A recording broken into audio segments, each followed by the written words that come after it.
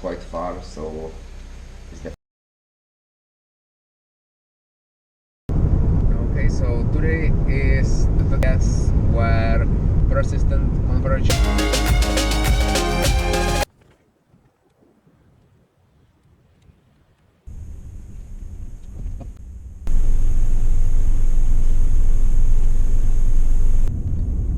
Well, actually, no, it's still here.